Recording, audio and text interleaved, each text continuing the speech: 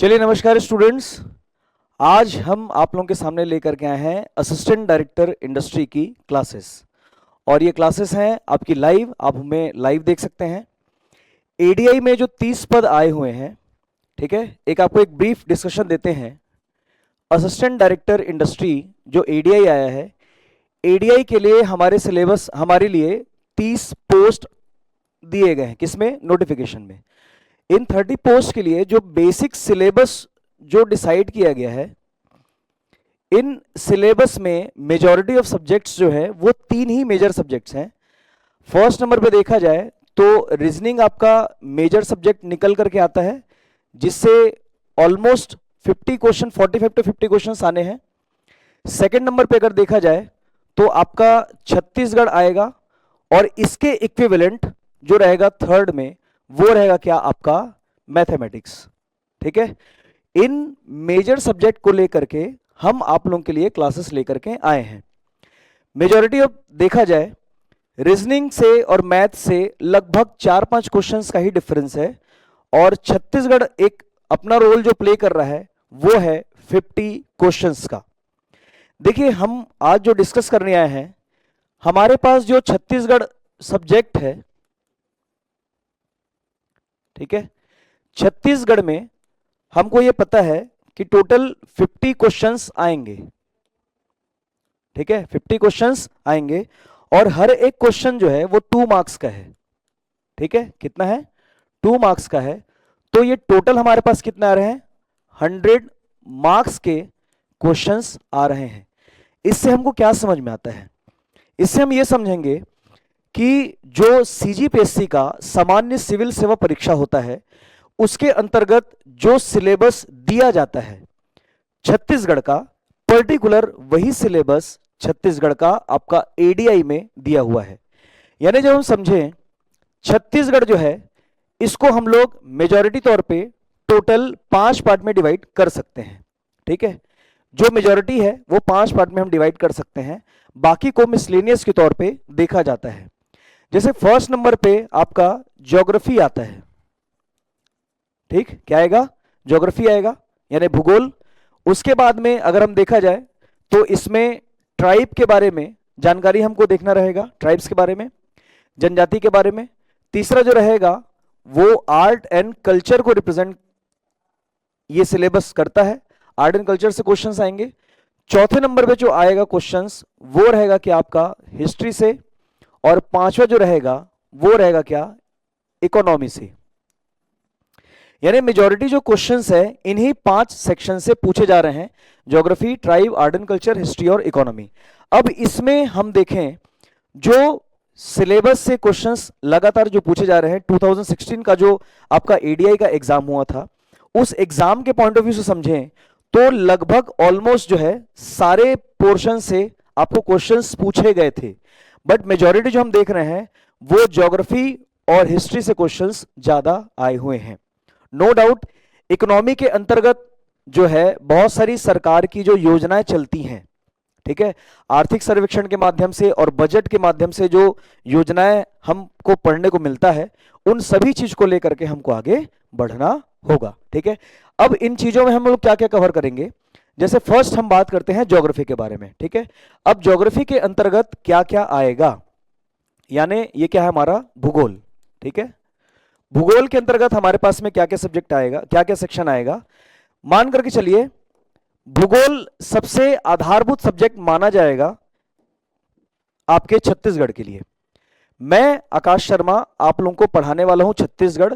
इस छत्तीसगढ़ में मेजॉरिटी हम जितने भी सेक्शंस पढ़ेंगे, चाहे वो आपका ज्योग्राफी है, आर्ट एंड कल्चर है, हिस्ट्री है, ट्राइब है और इकोनॉमी है, इनका जो फंडामेंटल बनेगा यानी जो आधार बनेगा वो बनेगा ज्योग्राफी।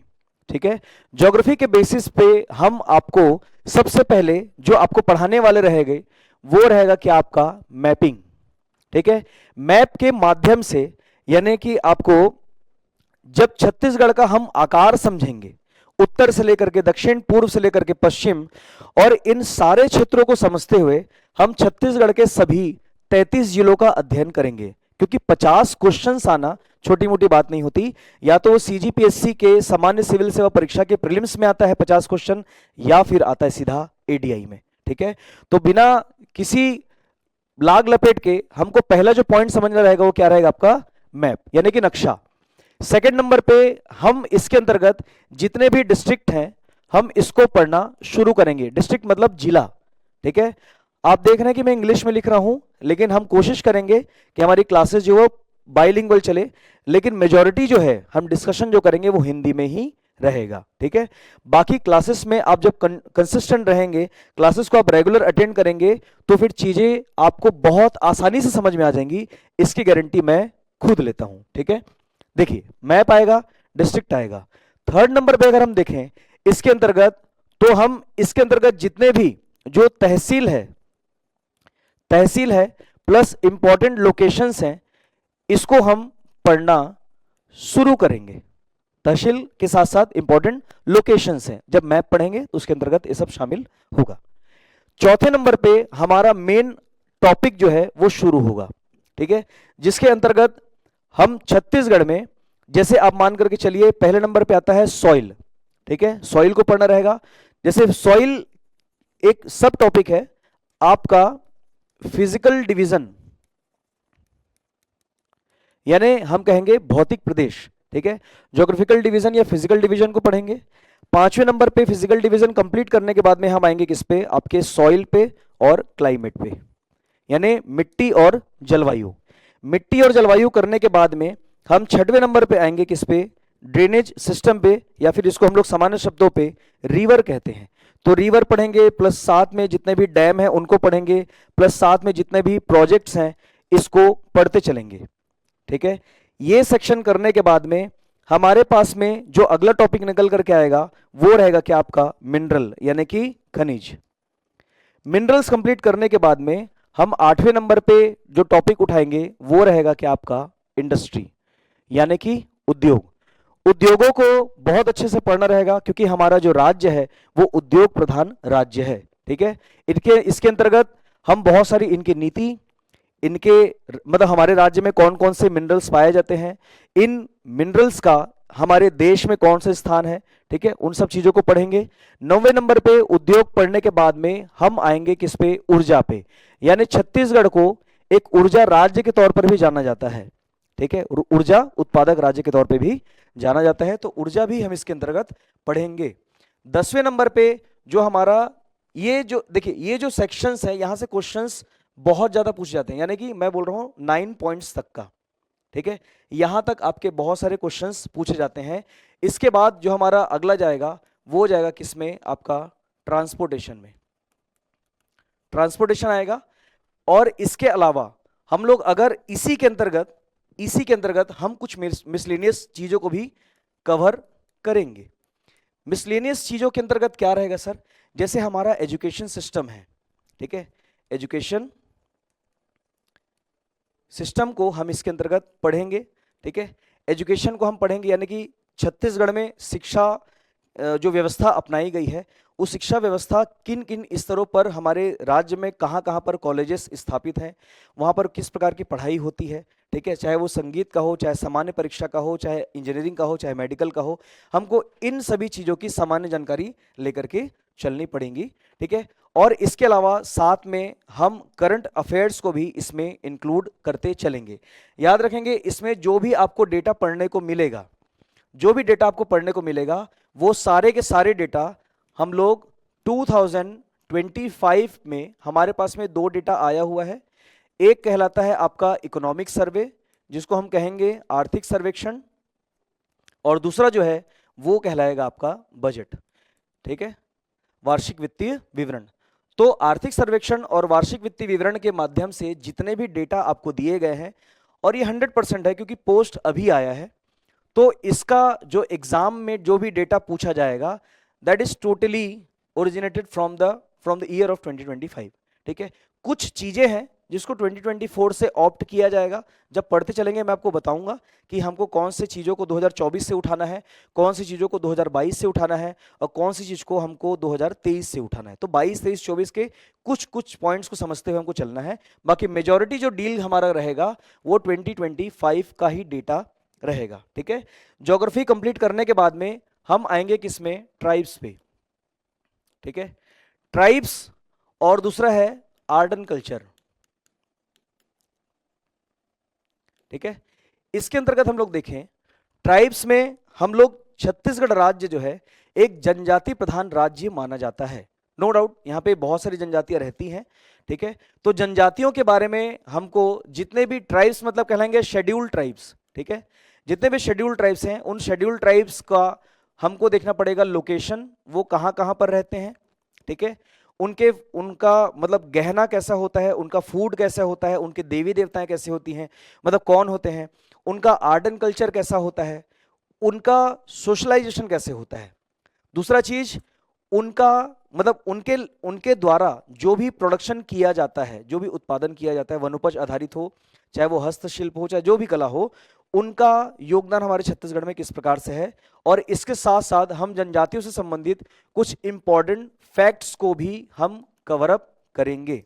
ठीक है, इसके अंतर्गत हम लोग समझे हमने क्या क्या बोला सर, हम इनके फूड को पढ़ेंगे, हम इनके जितने भी डिवाइन एनर्जीज हैं यानी भगवान वगैरह हैं उनको हम इसको पढ़ेंगे, इनके जितने भी फेस्टिवल्स होते हैं इसको हम लोग पढ़ेंगे। जैसे बस्तर का दशहरा आप सुने होंगे, आप गए भी होंगे, तो बस्तर का Dussehra that is totally belongs to a tribe festival, जनजातीय पर्व है। ठीक है, ये फेस्टिवल होने के बाद में जितने भी इनके यहाँ पे मेले वगैरह लगते हैं, ठीक है, इनके यहाँ जितने प्रकार का आपका कल्चर होता है, इनके यहाँ की इकोनॉमी कैसे चलती है, आदि चीज़ों को, और इनके लिए गवर्नमेंट कौन कौन सी पॉलिसी बना करके रखी है, जैसे माडा वगैरह हो गया, आदि चीज़ों को हम समझेंगे। ठीक है, ये ट्राइब्स का है। जिस प्रकार से इनके यहाँ कल्चर के अंतर्गत डांस होगा, उसी प्रकार से छत्तीसगढ़ का यहां पर हमको पढ़ना पड़ेगा डांस। देखो, ये ट्राइबल का है और ये नॉन ट्राइबल का है। नॉन ट्राइबल मतलब क्या रहेगा sir, general, OBC and SC, in category वाले। जैसे देखा जाए तो जब जनजातियां जो कल्चर मनाती हैं वो कल्चर हमारे यहाँ डिफरेंट रहता है। ठीक है, चाहे वो हमारा डांस का हो, चाहे हमारा आर्ट का हो, चाहे फेस्टिवल का हो, हम सभी चीज में देखें तो हमारे यहाँ हर चीज क्या रहता है, डिफरेंट देखने को मिलेगा। ठीक है, तो हम इन सब चीज के साथ साथ हम कुछ स्टोरीज को भी डील करेंगे, यानी कौन कौन सी कहानियां हैं जो हमारे राज्य में चलती हैं। बाकी अगर देखा जाए इसमें हमको ऑर्नामेंट्स यानी गहना, ये भी हमको पढ़ने को मिलेगा।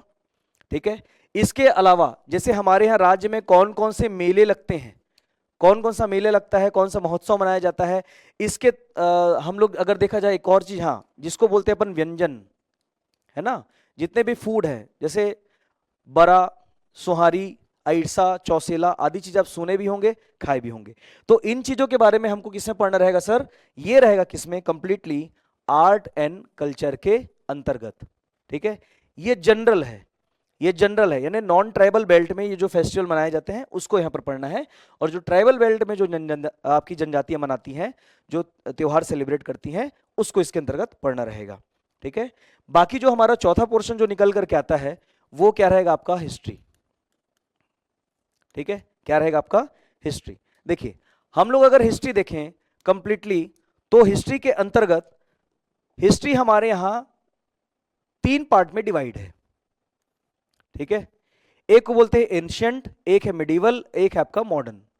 इसको कहते हैं हम प्राचीन इतिहास, यह है मध्यकालीन इतिहास, और यह क्या है आपका आधुनिक इतिहास।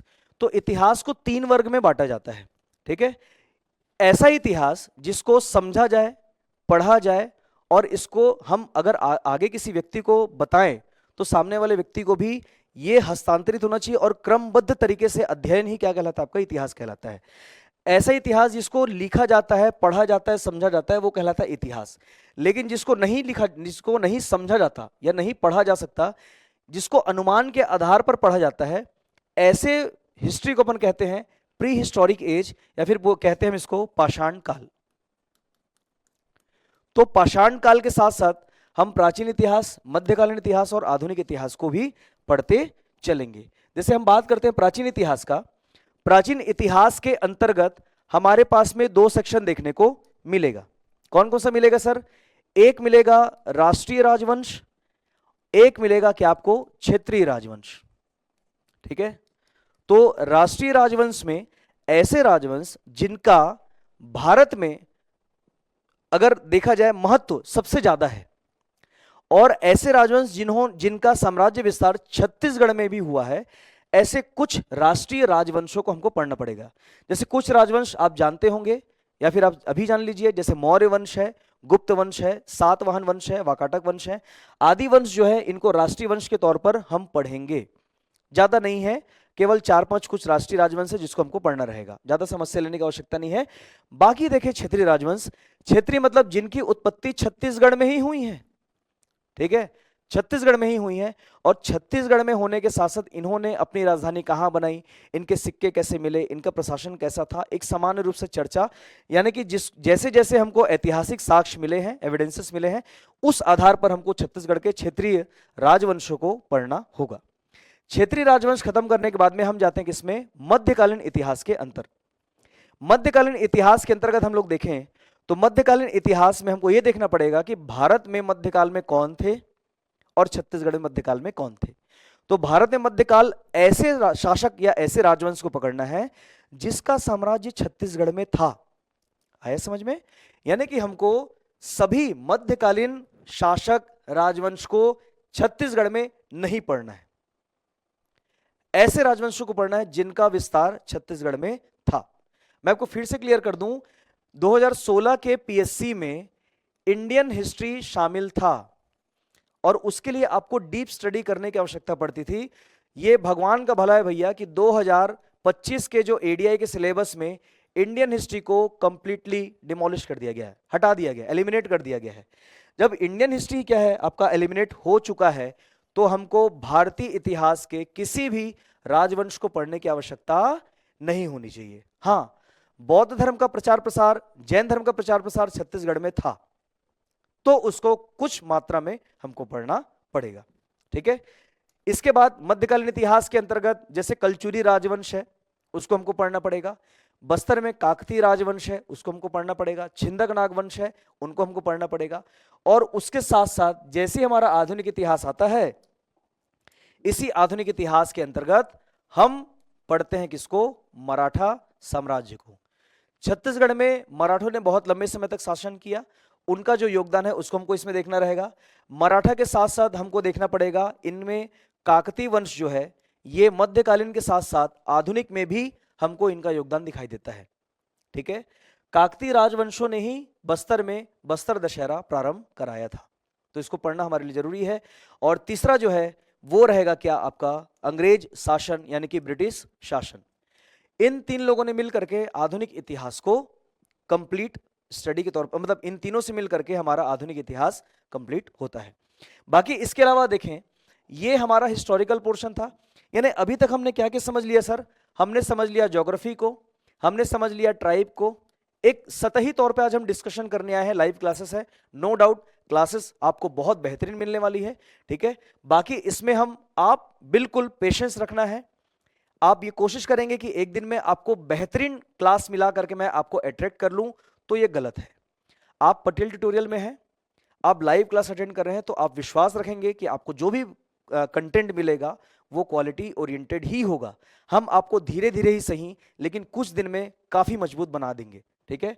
तो ज्योग्राफी हमारे पास होगा, ज्योग्राफी हमने समझा, ट्राइब समझा, इसके बाद हमने आर्ट एंड कल्चर समझा, आर्ट एंड कल्चर के बाद हमने किसको समझा सर, हिस्ट्री को समझा। इसके बाद हमारा जो मेजर पोर्शन आता है वो क्या रहेगा सर, आपका इकोनॉमी, ठीक है। इकोनॉमी के अंतर्गत जो मेजॉरिटी ऑफ सब्जेक्ट है वो हमारा पूछा जाता है क्या, sectors of economy. Sectors of economy इसका मतलब है आपका अर्थव्यवस्था के क्षेत्र, यानी क्षेत्र उसको बोलते हैं कि हमारे राज्य को पैसा कहां कहां से आता है, कितना कितना आता है। दूसरा जो रहेगा इसके अंतर्गत हम इकोनॉमिक पॉलिसी जो अभी वर्तमान में चल रही है उसको हमको पढ़ेंगे, और इकोनॉमिक पॉलिसी के अंतर्गत जो हमारी गवर्नमेंट है वो पॉलिसी किस प्रकार से बनाती है इसको हमको देखेंगे। गवर्नमेंट जो है वो इंडस्ट्रियल पॉलिसी किस प्रकार से बनाती है इसको हम देखेंगे। और इन पॉलिसी के अंतर्गत जैसे हम बहुत सारी योजनाएं हैं, चाहे वो योजना आपकी कृषि से संबंधित है, चाहे महिलाओं से संबंधित है, चाहे बच्चों से संबंधित है, चाहे रोजगार से संबंधित है, या फिर विकास करने के और भी विभिन्न माध्यम होते हैं, उससे संबंधित जो योजनाएं होंगी उन सारे स्कीम्स को भी हम इस इकोनॉमी के अंतर्गत कवर करेंगे। आया समझ में? और यहां पर हमने क्या देखा सर? हमने एक चीज समझ लिया कि सर यहां पर हमारी इकोनॉमी कवर होगी, लेकिन इसमें एक चीज और है, और वो है क्या? आपका पंचायती। ठीक है, पंचायती राज के अंतर्गत छत्तीसगढ़ में स्थानीय प्रशासन यानी कि लोकल गवर्नेंस किस प्रकार से चल रहा है, लोकल गवर्नेंस के अंतर्गत सरकार स्थानीय क्षेत्रों पर किस प्रकार से शासन करती है, और योजनाओं का किस प्रकार से, योजनाओं का के जो लाभार्थी होंगे वो किस प्रकार से मतलब निर्धारित करती है। इन सारी चीजों के आधार पर हमारा छत्तीसगढ़ कंप्लीट होता है। अगर हम ऑन एन एवरेज, अगर आपसे 8 से 10 क्वेश्चन हम इंडिविजुअल सेक्शन से लेकर के चले तो हमारा सिलेबस ऑलमोस्ट 50 नंबर का तो कवर हो ही जाता है। लेकिन बात यह है कि परीक्षा जो होती है वो पर की इच्छा होती है। ठीक है, क्वेश्चन की जो मात्राएं होती है, जैसे 8 क्वेश्चन है, 10 क्वेश्चन है, 5 क्वेश्चन है, कितने क्वेश्चंस पूछे जाएंगे, ये क्वेश्चन निर्भर करता है उस समय क्वेश्चन सेट करने वालों की टीम पे। जैसे मान के चलिए ज्योग्राफी से 5 क्वेश्चन आया, ट्राइब से आपके 5 क्वेश्चन आया, आर्ट एंड कल्चर से 10 क्वेश्चन पूछ दिया, हिस्ट्री से आपके 20 क्वेश्चन आ गए। ये डिपेंड करता है कि वो क्वेश्चन जो है किस सेक्शन से ज्यादा पूछ रहा है। हो सकता है कि यहां से 20 ना करके यहां पर 15 क्वेश्चन कर दे, यहां पर 10 क्वेश्चन कर दे, इट डिपेंड्स। ठीक है, ये निर्भर करता है। पंचायती राज से हो सकता है 5 क्वेश्चन आ जाए, हो सकता है 10 क्वेश्चन आ जाए, इकोनॉमी से आपके 10 क्वेश्चन आ जाए, 5 क्वेश्चन आ जाए, इट डिपेंड करता है। लेकिन हम एक राउंड फिगर जो है डेटा हम अगर लेकर के चले तो हमारे पास अगर 1 2 3 4 5 6 सेक्शंस हैं, और अगर उसको हम 50 से डिवाइड करें ऑन एन एवरेज, तो हम लोग ये देखें कि लगभग 8 से लेकर के 9 क्वेश्चन हर एक सेक्शन से पूछे जाने की संभावना हमको दिखाई देती है। आया समझ में? तो अभी तक हमारे पास अगर देखा जाए छत्तीसगढ़ में जो हम टॉपिक सबसे पहले स्टार्ट करेंगे, जैसे कि मैंने कहा कि छत्तीसगढ़ पढ़ने का सबसे मेन है आधार, वो है ज्योग्राफी। ठीक है, ज्योग्राफी के अंतर्गत हम सबसे पहले हम इसमें जितने भी लोकेशंस हैं, ठीक है, इनको मैप के माध्यम से, और जितने भी डिस्ट्रिक्ट हैं इन सबको इलैबोरेट करते चलेंगे, समझते चलेंगे। आया समझ में? चलिए, तो यहां पर एक सतही तौर पे हम चीजों को समझे। और दूसरा चीज देखिए, एग्जाम का डेट तो आ चुका है।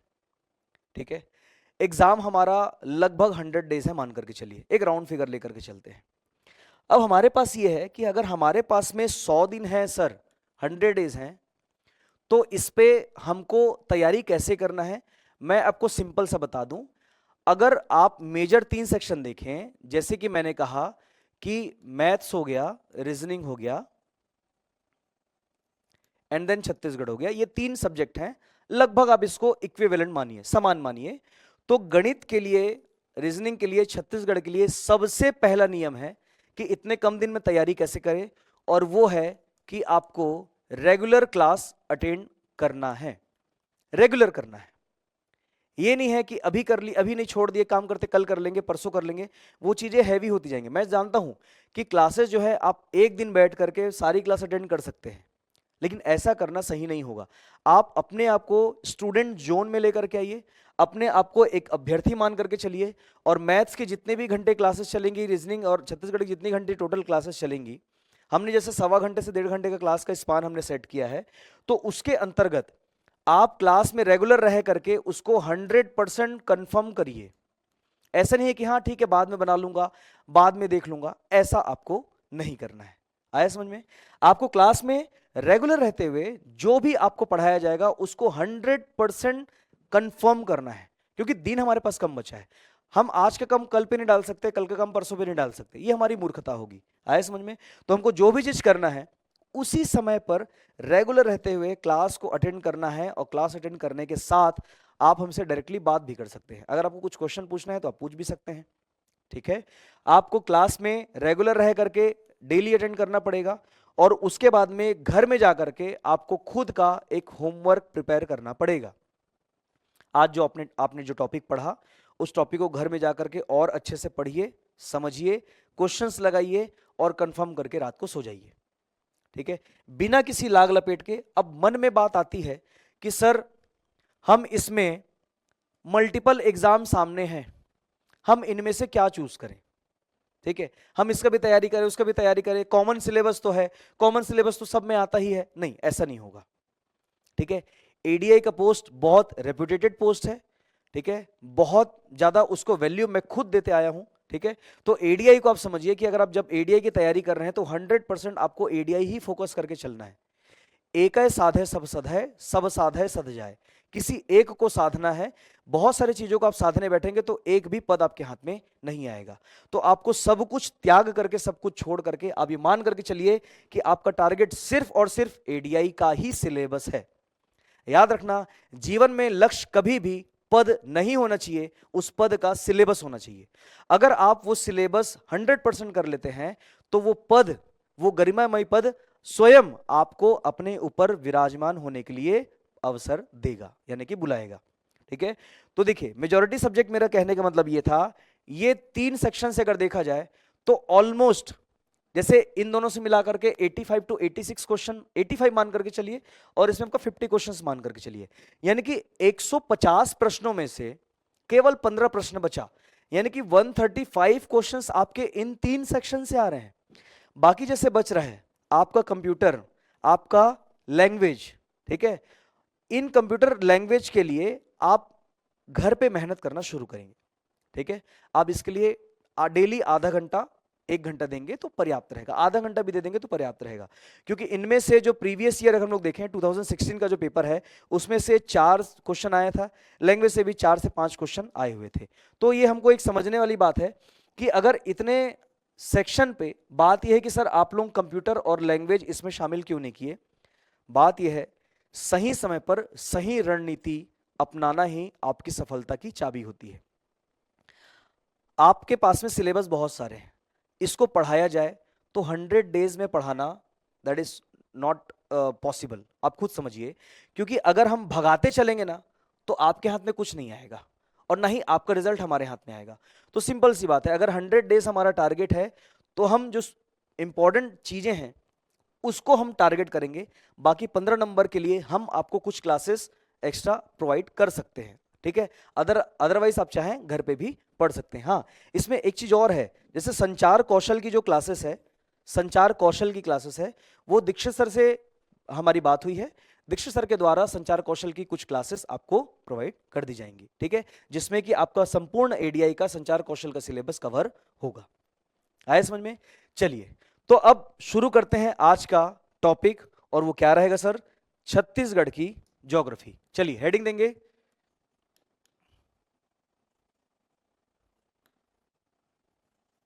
ठीक है, ज्योग्राफी। तो हम लोग क्या कर रहे हैं सर? छत्तीसगढ़ यहां पर से पढ़ना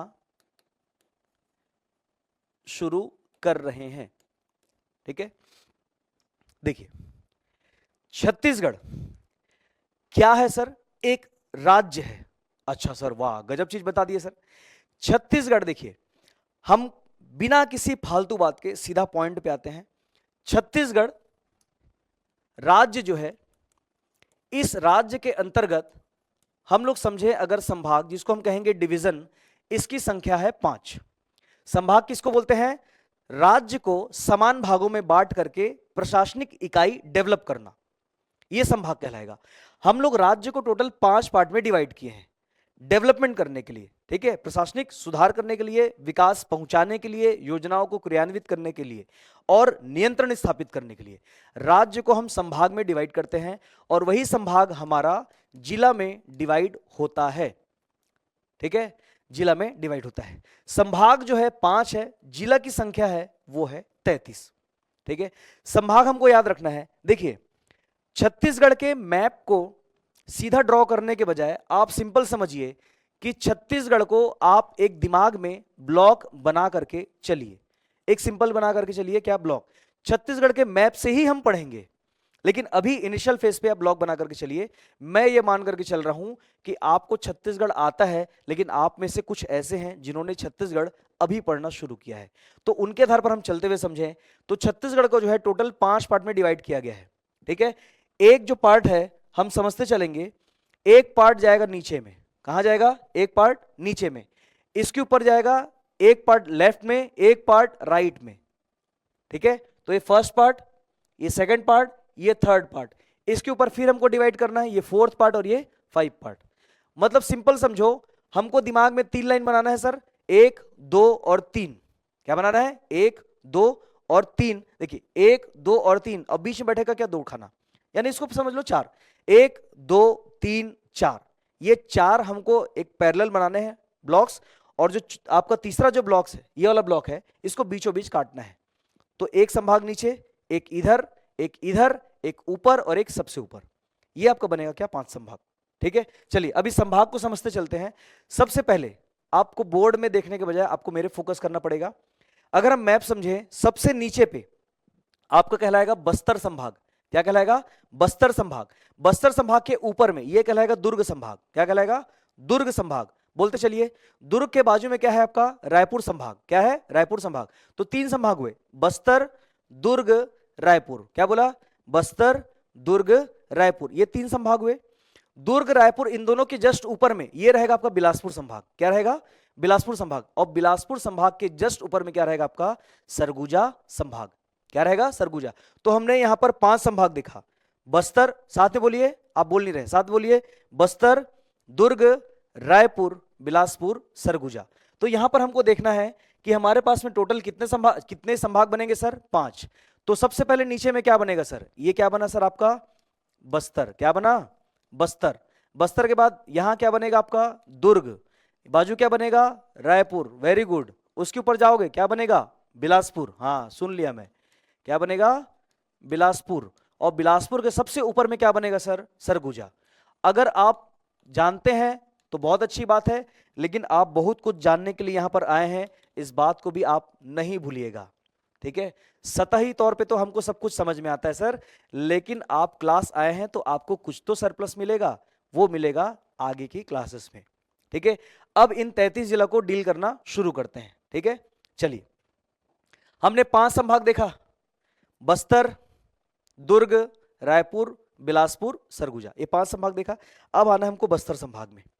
अब इस बस्तर संभाग को हमको एक फ्रेम बना करके रखिए। इस फ्रेम में हमको घूमना है साइक्लिक ऑर्डर में।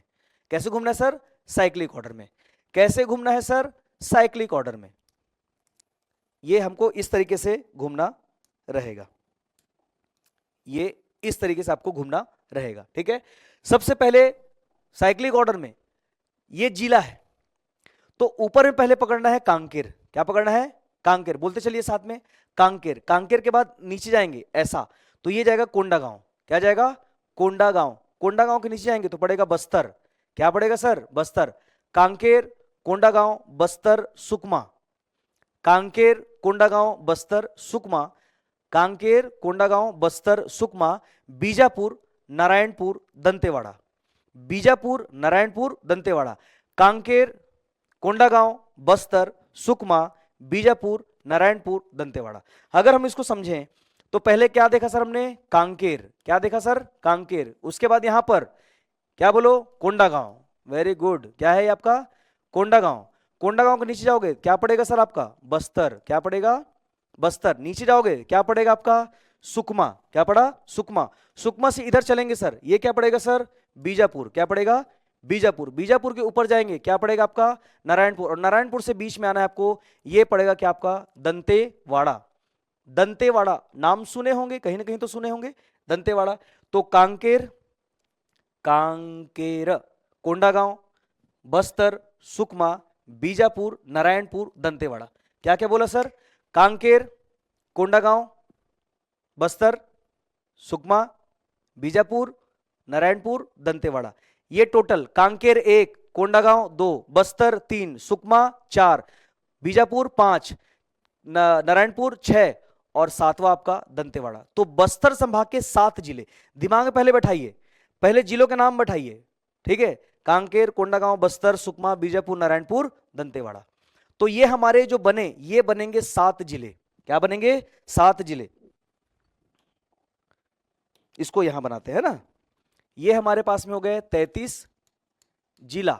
तो इसमें हमारे पास में एक है बस्तर संभाग, तो बस्तर संभाग के लिए हम यहां नीचे बना लेते हैं। ठीक है, समझते चलेंगे। ये है आपका कांकेर। क्या है? कांकेर। कांकेर के बाद में कोंडागांव। क्या पड़ेगा? कोंडागांव। कोंडागांव के बाद नीचे क्या पड़ेगा सर? बस्तर। बस्तर क्या पड़ेगा?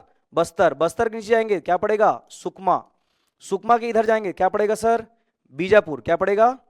बीजापुर। बीजापुर के ऊपर जाएंगे क्या पड़ेगा सर? नारायणपुर। और नारायणपुर के बाजू क्या पड़ेगा आपका? दंतेवाड़ा। क्या पड़ेगा? दंतेवाड़ा। अब इनका नाम थोड़ा सा यहां पर लिख लेते हैं भैया। अगर ये बस्तर संभाग है, बस्तर संभाग, बस्तर संभाग के 33 जिले, तो एक हमको लिखना है कांकेर। इसका विस्तार कहां है, कैसा है, हम सब पढ़ेंगे, मैं सब पढ़ाऊंगा, एकदम निश्चिंत रहना है। ठीक है, एकदम निश्चिंत रहना है। मैं 2017 से छत्तीसगढ़ पढ़ा रहा हूं, 2025 हो चुका है, तो बिल्कुल आपका साथ चाहिए, भरोसा रखिए, आपको सभी चीजें आसानी से समझ में आने लगेगी। ठीक है, पहला क्या? कांकेर। दूसरे नंबर पे क्या है सर? कोंडागांव। क्या पड़ेगा? कोंडागांव। फिर क्या रहेगा नीचे में? बस्तर। बस्तर के बाद नीचे में क्या रहेगा? सुकमा। सुकमा के बाद बाजू में बीजापुर। हाँ, सुनाई दे रहा है आवाज आप लोगों का। बीजापुर के बाद नारायणपुर। और नारायणपुर के बाद लास्ट में क्या पड़ेगा सर? दंतेवाड़ा। तो ये हमारा जो पड़ेगा सर, ये क्या है? बस्तर संभाग। ठीक है, बस्तर संभाग काफी इंपॉर्टेंट आपका सेक्शन है, जहां से बहुत सारे क्वेश्चंस पूछे जाते हैं, बहुत सारे क्वेश्चंस पूछे जाते हैं। ये बस्तर संभाग है, आया समझ में? चलते हैं आगे। बस्तर हमारा हो गया, चलते हैं दुर्ग संभाग। दुर्ग संभाग में पहले नंबर पे, अब जो मैं बता रहा हूं आपको बिल्कुल वैसे ही चलना है। ठीक है, पहले ऊपर जाना है कवर्धा। कहां जाना है? कबीरधाम बोलते हैं जिसको, आप कवर्धा बोलिए चाहे कबीरधाम बोलिए। चलिए शुरू करते हैं। अभी जो वर्तमान नाम है कबीरधाम। कबीरधाम जाएंगे, उसके नीचे जाएंगे खैरागढ़, छुई खदान, गंडई। आप इतना लंबा नाम याद करने के बजाय सीधा बोलिए खैरागढ़ जिला। धीरे धीरे ही सही आप नाम बोलना सीख जाओगे। खैरागढ़, छुई खदान, गंडई, इसका पूरा नाम है। 3 तहसील मिला करके एक जिला बना है। हमको उसको नहीं बोलना है, हमको बोलना है क्या? केवल खैरागढ़। बाद में वो सब सीख जाओगे। क्या आपने एक दिन में साइकिल चलाना सीख लिया? नहीं। तो पहले पैडल पे पैर रखना सीखो, फिर धीरे धीरे आप साइकिल चलाना सीख जाओगे, वही बात है। तो पहले ऊपर है कबीरधाम, नीचे खैरागढ़, उसके नीचे जाओगे तो पड़ेगा आपका राजनांदगांव। क्या पड़ेगा? राजनांदगांव। और उसके नीचे जाओगे तो पड़ेगा मोहिला मानपुर। कबीरधाम, खैरागढ़, राजनांदगांव, मोहिला मानपुर। कबीरधाम, खैरागढ़, राजनांदगांव, मोहिला मानपुर। अब इसका भी नाम क्या है? मोहिला मानपुर अंबागढ़ चौकी। हे भगवान, नाम याद करना है केवल इतना, मोहिला मानपुर। पहले ऊपर में क्या? कबीरधाम, खैरागढ़, फिर राजनांदगांव, फिर मोहिला मानपुर। Very good. एक बार फिर से, कबीरधाम, खैरागढ़, राजनांदगांव, मोहिला मानपुर। बाजू में जैसे मोहिला मानपुर के पास में जाओगे तो आपको यहां पर फिर एक 3 सेक्शन बनाना है, 3 पॉइंट्स बनाना है। यहां पर हमने बनाया 4 पॉइंट्स। देखिए, पहले कबीरधाम 1 पॉइंट, दूसरा खैरागढ़, तीसरा राजनांदगांव, चौथा मोहिला मानपुर। हो गया। अब मोहिला मानपुर के बाजू में फिर जाओगे तो पड़ेगा बालोद। मोहिला मानपुर से बाजू चलो, क्या पड़ेगा? बालोद। बालोद से ऊपर जाओगे तो पड़ेगा दुर्ग, और दुर्ग से ऊपर जाओगे तो पड़ेगा बेमेतरा। सर कैसे जाना है सर? पहले खैरागढ़, फिर पहले कबीरधाम, फिर खैरागढ़, फिर राजनांदगांव, फिर मोहिला मानपुर, बाजू चलना है बालोद। कहां जाना है? बालोद। बालोद के ऊपर जाओगे क्या पड़ेगा? दुर्ग, और दुर्ग के ऊपर जाओगे क्या पड़ेगा? बेमेतरा। पहले जिला का नाम याद करना है। क्या क्या पड़ा सर? ये है कबीर धाम। ये क्या पड़ेगा सर? खैरागढ़। क्या पड़ेगा? खैरागढ़। इसका नाम क्या रहेगा? राजनांदगांव। क्या रहेगा? राजनांदगांव। राजनांदगांव के बाद नीचे क्या पड़ेगा सर? मोहिला मानपुर। क्या पड़ेगा? मोहिला मानपुर। बाजू में जाते हैं तो ये क्या पड़ेगा सर? बालोद। क्या पड़ेगा? बालोद। लिखना मना है, मेरे को पता आप लिख रहे हो, लिखना मना है। बालोद। बालोद के ऊपर क्या पड़ेगा सर? दुर्ग, और दुर्ग के ऊपर क्या पड़ेगा सर? बेमेतरा। क्या पड़ेगा? बेमेतरा। तो अब एक बार फिर से चलते हैं। पहले कबीरधाम, आप लिखने में ध्यान लगाओगे तो याद नहीं कर पाओगे, याद अभी करना है। पहले जिला का नाम याद करिए। पहले कबीरधाम, फिर खैरागढ़, फिर राजनांदगांव, फिर मोहिला मानपुर। कबीरधाम, खैरागढ़, राजनांदगांव, मोहिला मानपुर। बाजू में बालोद, दुर्ग, बेमेतरा। क्या है? बालोद, दुर्ग, बेमेतरा। अगर ये थोड़ा सा टफ लग रहा है, मान के चलो टफ लग रहा है, तो यहां पर बना दो कबीरधाम 1 पॉइंट। ठीक है, यहां से इधर ले जाओ, आपका है खैरागढ़, नीचे जाओगे राजनांदगांव, नीचे जाओगे मोहला मानपुर, जाएगा। इधर जाओगे तो ये पड़ेगा बेमेतरा, नीचे जाओगे तो ये पड़ेगा दुर्ग, नीचे जाओगे तो ये पड़ेगा बालोद। तो क्या आपको ये पेंसिल का स्ट्रक्चर दिखाई दे दिया? दिखाई दे दिया। इसको आप मान लीजिए दुर्ग संभाग। क्या है ये? दुर्ग संभाग। अब इसको याद कैसे करना है सर? सिंपल सी बात है, कबीरधाम, ठीक है, इसको कबीरधाम से नीचे जाओगे खैरागढ़, उसके बाद राजनांदगांव, उसके बाद मोहला मानपुर, मतलब खैरागढ़ के ऊपर कौन है? कबीरधाम। तो कबीरधाम, खैरागढ़, राजनांदगांव, मोहला मानपुर। कबीरधाम से इधर गए तो बेमेतरा, दुर्ग, बालोद, बेमेतरा, दुर्ग, बालोद। कबीरधाम से इधर गए खैरागढ़, राजनांदगांव, मोहला मानपुर, बेमेतरा, दुर्ग, बालोद। आया समझ में? तो इसमें टोटल कितने? तो 1 2 3 तो सेम थे पैरेलल, ऊपर एक पेंसिल बना है तो टोटल हो गया 3 और 3 6 और एक आपका 7। ये 3 3 6 ऊपर एक आपका 7। तो टोटल हमारे पास दुर्ग संभाग में आपके 7 जिले बनेंगे। पेंसिल स्ट्रक्चर से ही बनाते हैं। जैसे ए बन गया आपका कबीरधाम, यहां जाओगे तो ये पड़ेगा खैरागढ़, छुई, खदान, गंडई पड़ेगा। इसके बाद नीचे जाओगे ये पड़ेगा क्या आपका? राजनांदगांव। नीचे जाओगे क्या पड़ेगा? मोहला मानपुर। अब उसके बाद में इधर से फिर चलो, ये जाओगे ये क्या पड़ेगा सर आपका? बेमेतरा। नीचे जाएंगे तो क्या पड़ेगा? दुर्ग। क्या पड़ेगा? दुर्ग। और दुर्ग के नीचे जाएंगे तो क्या पड़ेगा आपका? बालोद। क्या पड़ेगा? बालोद। तो यहां पर इन जिलों का नाम को लिखना शुरू करते हैं। ये वाइट बना है तो इसको वाइट में ही रखना ज्यादा उचित रहेगा, ठीक है। चलिए इसको यहां पर लिखते हैं। यह है कि आपका दुर्ग संभाग। दुर्ग संभाग के अंतर्गत कौन कौन सा देखे सर? एक है आपका कबीरधाम। चलिए लिखते चलते हैं, अब लिखते चलिए, है ना। क्या है आपका? कबीरधाम एक पहला जिला। फिर है आपका खैरागढ़, छुई, खैरागढ़, छुई, खदान, गंडई, ठीक है, ये दूसरा जिला। तीसरा जाएंगे राजनांदगांव है, जिसका पुराना नाम नांदगांव था। चौथे नंबर पे मोहला मानपुर, अंबागढ़, चौकी, ये इसका नाम जाएगा, ठीक है। उसके बाद अगर आगे जाए तो क्या पड़ेगा सर? बेमेतरा, दुर्ग, बालोद। तो इसको एक साथ लिख देते हैं, बेमेतरा, दुर्ग, बालोद। तो ये हमको जो स्ट्रक्चर है ये हमारा जिला वाला यानी संभाग वाला स्ट्रक्चर हमको यहां पर देखने को मिलता है, ठीक है। चलिए भैया ये हमने बना लिया। ये बस्तर संभाग को भी थोड़ा साइड कर देते हैं, ठीक है। ये वाला मैप जो है हमारा बीचों बीच में आ जाएगा।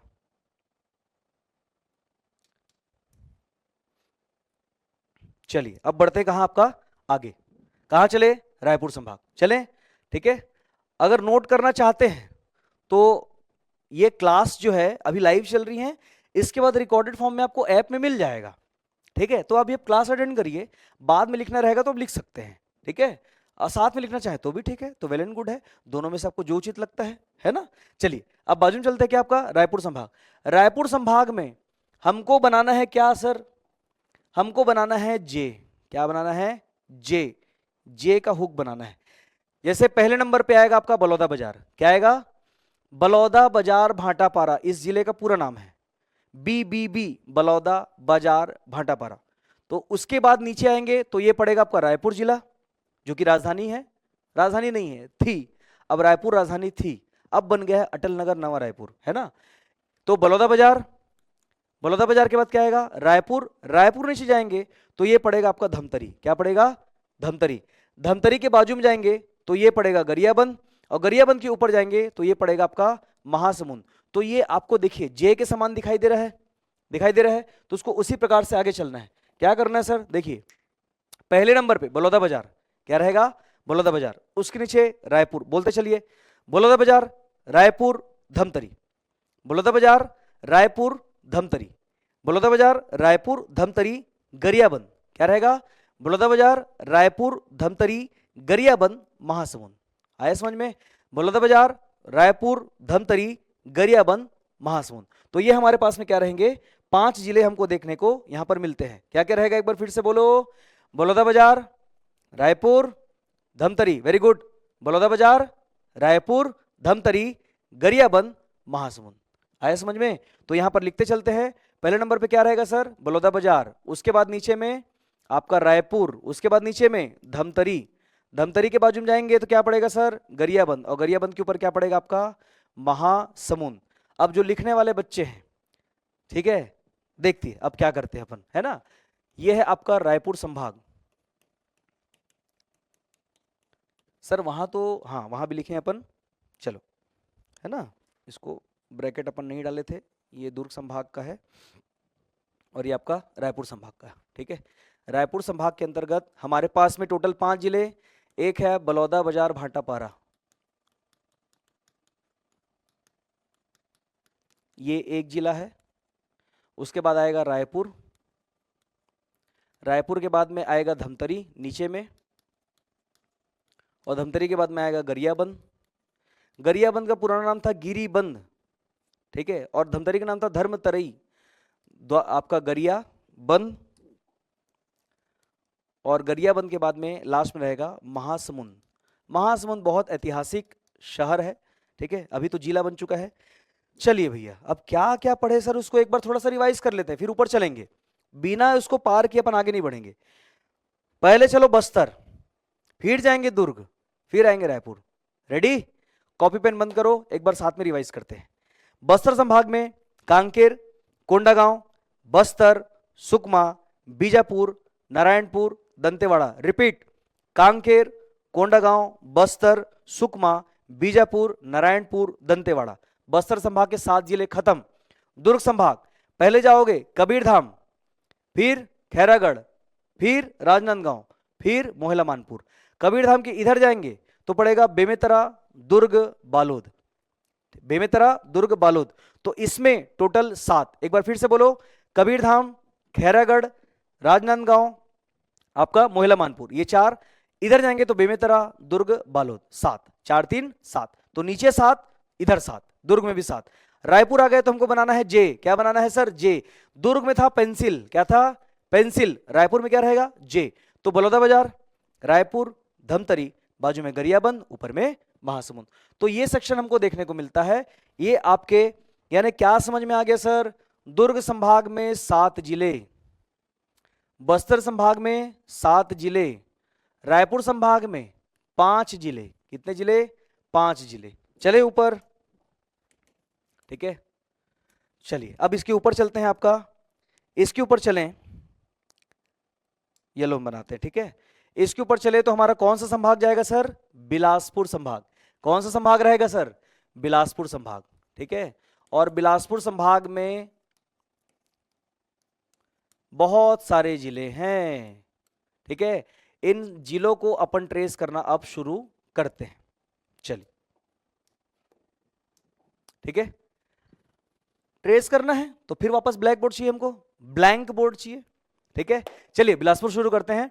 बिलासपुर शुरू करना है तो हमको पहले बनाना पड़ेगा 2 पॉइंट ऊपर नीचे। क्या बनाना पड़ेगा? 2 पॉइंट ऊपर नीचे। फिर बनाना है ट्रायंगल। क्या बनाना है सर? ट्रायंगल।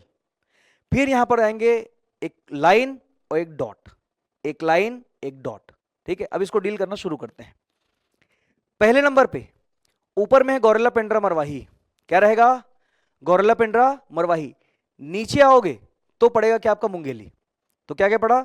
मुंगेली, गौरेला पेंड्रा मरवाही।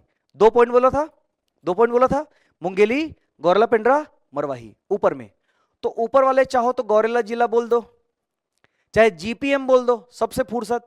जी से गौरेला, पी से पेंड्रा और एम से मरवाही। ये 3 तहसील को मिलाकर के बनाएंगे जीपीएम जिला। तो मुंगेली और ऊपर में जीपीएम आएगा। इसके बाद में बीच में छोटा सा एक शहर बनाना जिसको बोलते हैं बिलासपुर। क्या बोलेंगे? बिलासपुर। तो यहां पर हमारे पास जो ड्रॉ करना है, एक हमको 2 डॉट बनाना है। क्या बनाना है? 2 डॉट। बीच में एक छोटा सा गोला बनाना है, दिमाग में बनाना है। उसके बाद में यहां पर बनाना है ट्रायंगल। क्या बनाना है सर? ट्रायंगल। क्या बनाना है? ट्रायंगल। अब ये दोनों अलग अलग थे, इसको उठा के अपन नीचे ले आएंगे तो ये आ जाएगा कुछ इस प्रकार से। बोलो आ गया सर समझ में? आ गया सर समझ में? क्या आएगा, इसको थोड़ा बड़ा बना लो सर, देखो यही उठ करके नीचे आ गया, ये बिलासपुर संभाग है। दिमाग में लगाइए, बस्तर संभाग में गोल घूमे, गोल घूमे, दुर्ग संभाग में पेंसिल बनाए, रायपुर संभाग में जे बनाए, और बिलासपुर संभाग में हम कर रहे हैं लाइन गोला, ट्रायंगल लाइन गोला। सिंपल, अब हमको खत्म करना है। अब ये है क्या चीज सर, दिमाग में लगाइए। पहले नंबर पे है नीचे में मुंगेली, दिमाग में बैठाइए क्या रहेगा, मुंगेली। मुंगेली के ऊपर क्या जाएगा, जीपीएम जाएगा, मुंगेली जीपीएम। बीच में जो गोला है वो है बिलासपुर, क्या है, बिलासपुर।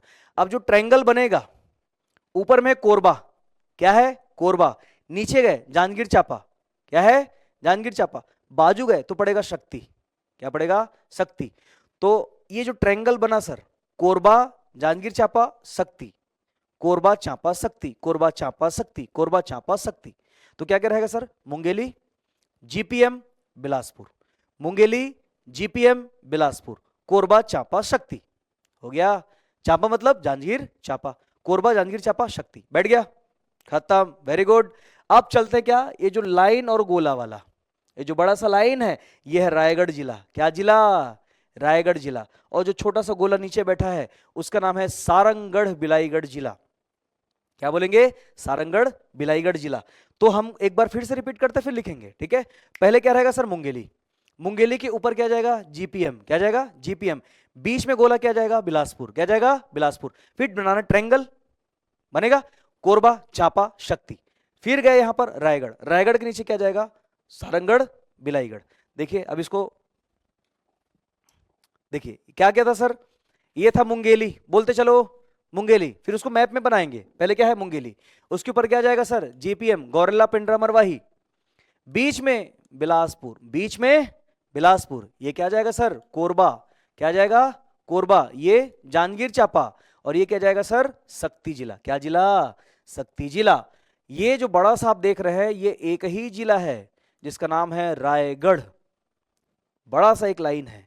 हमने इस लाइन को उठा करके वहां पर, यहां पर दो जिले थे, इसको उठा के हमने बनाया क्या, एक लाइन। तो ये एक क्या है आपका जिला, और नीचे जो बचा वो क्या है, सारंगढ़ बिलाईगढ़, क्या बनेगा, सारंगढ़ बिलाईगढ़। आया समझ में? चलिए अब नोट करना शुरू करते हैं। इसमें हम देखें, चलो भैया, ये जो बना ऊपर में, एक गया नीचे में, ठीक है। तो ये क्या जाएगा सर आपका मुंगेली, ये है आपका जीपीएम। बीच में जो जाएगा बड़ा सा, ये क्या आ गया सर आपका बिलासपुर। फिर यहां पर जाएंगे, ये क्या है, कोरबा।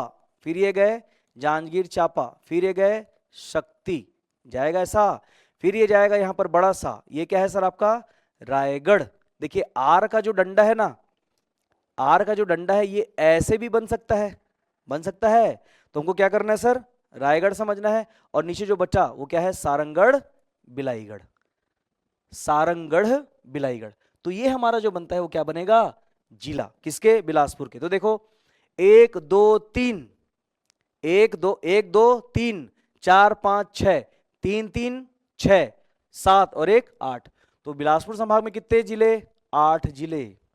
आया समझ में, कितने जिले, 8 जिले। अब इसको हम क्या करेंगे सर, इसको नाम को लिखना शुरू करते हैं, ठीक है। चलिए, तो एक है आपका गौरेला पिंडरा मरवाही, गौरेला पिंडरा मरवाही, ये एक जिला है भैया, ये जीपीएम है। इसके नीचे जाओगे तो क्या पड़ रहा है सर, मुंगेली, क्या पड़ रहा है, मुंगेली। बीच में क्या पड़ रहा है सर, बिलासपुर, क्या पड़ रहा है, बिलासपुर। साथ में बोलते चलना है, लिखना तो है ही लेकिन साथ में बोलते भी चलना है। एक है कोरबा, फिर है जांजगीर चांपा, जांजगीर चांपा।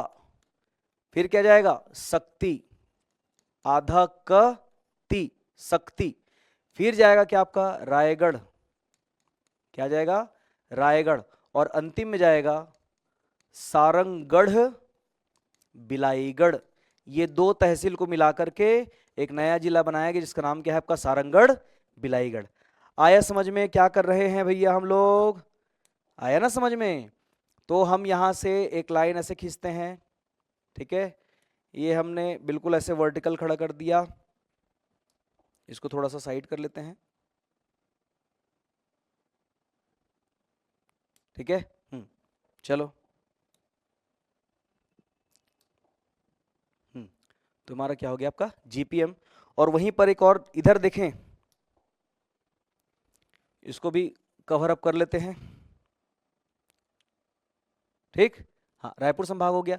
अब अंतिम जो बचा वो हमारा क्या है सर, क्या है सर, अरे जोर से बोलो, सुनाई नहीं दिया भाई। वो है क्या हमारा सरगुजा संभाग, अंतिम बचा। अब इसके ऊपर हमको बनाना है सरगुजा संभाग, तो बिल्कुल ऐसे लेकर के चलना पड़ेगा, बोलो पड़ेगा, यस सर। अब इसको डील करना अपन शुरू करते हैं। देखो भाई, सरगुजा संभाग बनाना है हमको, तो क्या करना पड़ेगा सर, सरगुजा संभाग में एकदम आसान है सर, बस बनाना है जेड। क्या बनाना है, जेड, जेड बनाना है। इस जेड बनाने के लिए क्या करना पड़ेगा सर, पहले आपको ऊपर में 4 जिलों को रखना पड़ेगा, 1 2 3 4 बैठेगा। उसके जो चौथा जिला है वहां से एक लाइन ऐसे डायगोनल ड्रॉ करना है, यहां पर एक जिला बनेगा 5 और बिल्कुल सीधा जाएगा, वो बनेगा 6। यानी जेड जो बना रहे हैं वो जेड की मुंडी थोड़ी सी बड़ी हो गई है, समझ रहे हो, क्या हो गई, बड़ी हो गई। अब इसमें हमको लोकेट करना है सर। पहले आपका जाएगा क्या, सबसे पहले नंबर पे वो जाएगा मनेंद्रगढ़ जिला, नाम उसका है मनेंद्रगढ़ चिरमिरी भरतपुर। हे भगवान, एमसीबी, आजकल ट्रिपलेट नाम चल रहा है, केसीजी, एमएमए, जीपीएम, एमसीबी। अरे बाप रे, एमसीबी क्या है, मनेंद्रगढ़ चिरमिरी भरतपुर, एमसीबी। तो ऊपर क्या जिला पड़ा, एमसीबी। एमसीबी के एक जिला है, वो 3 तहसील मिला करके एक जिला है, तो एमसीबी पड़ा। एमसीबी के बाजू में जाओगे तो पड़ेगा कोरिया, क्या पड़ेगा, कोरिया। कोरिया के बाजू में जाओगे तो पड़ेगा क्या आपका सूरजपुर, क्या पड़ेगा, सूरजपुर। एमसीबी, कोरिया, सूरजपुर, बलरामपुर, ये आपको 4 पॉइंट दिखने चाहिए, एमसीबी, कोरिया, सूरजपुर, बलरामपुर। अब जाना नीचे डायगोनल, ये है सरगुजा, क्या पड़ेगा, सरगुजा। और सरगुजा से बिल्कुल सीधा जशपुर, क्या जाएगा, जशपुर। तो पहले एमसीबी, फिर कोरिया, फिर सूरजपुर, फिर बलरामपुर, फिर सरगुजा, फिर जशपुर। एक बार फिर से बोलो, एमसीबी, फिर कोरिया, वेरी गुड, फिर सूरजपुर, फिर बलरामपुर, फिर सरगुजा, बाजू में जशपुर।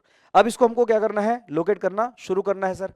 ये ऊपर में जा रहा है क्या सर आपका एमसीबी, बाजू में कोरिया, बाजू में सूरजपुर, फिर बाजू में बलरामपुर। इधर जाएंगे सर तो क्या पड़ेगा, सरगुजा, और बाजू में जाएंगे तो क्या पड़ेगा सर, जशपुर, क्या पड़ेगा, जशपुर। देखो भैया, अब हमारे पास में जो 33 जिला है, इनमें से सरगुजा संभाग के अंतर्गत, सरगुजा संभाग के अंतर्गत टोटल कितने जिले सर, 1 2 3 4 5 6, टोटल 6 जिले। अब इसका नाम अगर हम लिखना चाहें,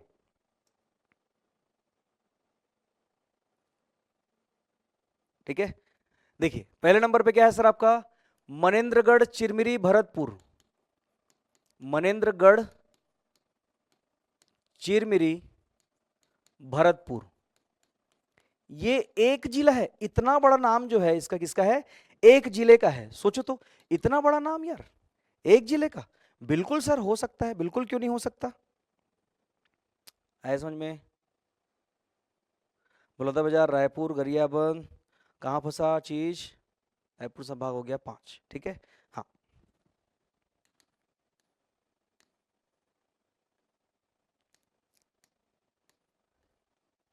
चलो, है ना, ये आपका हो गया 5। अब इसको लिखना अपना शुरू करते हैं। चिरमिरी भरतपुर, फिर जाएगा क्या आपका कोरिया, क्या है आपका कोरिया, यह है कोरबा, यह है कोरबा, यह है कोरिया, ठीक है। तो इसको वाय लगा दो अगर चाहो तो याद रहेगा ये कोरबा है, ऊपर का कोरिया है। कोरिया के बाद में आएगा आपका सूरजपुर, क्या आएगा, सूरजपुर। सूरजपुर के बाद क्या आएगा सर आपका बलरामपुर, तो ये जिला बना।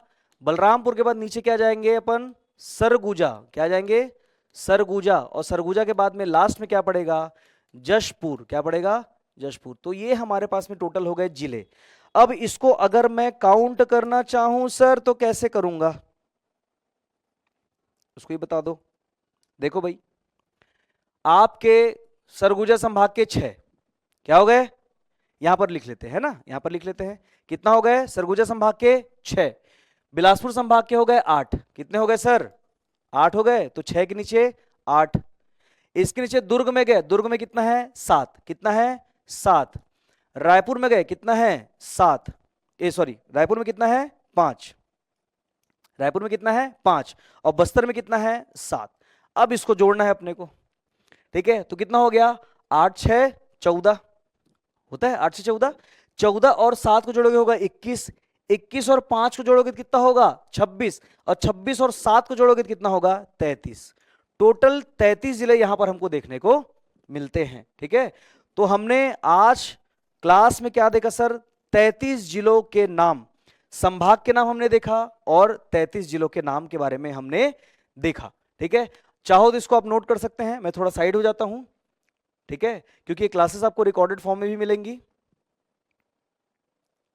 तो हमने क्या किया सर, आज एक short revision within 5 minute, then class को अपन करेंगे बंद, ठीक है। फिर नेक्स्ट क्लास आपको मिलेंगी सौरभ सर की मैथ्स की, ठीक है।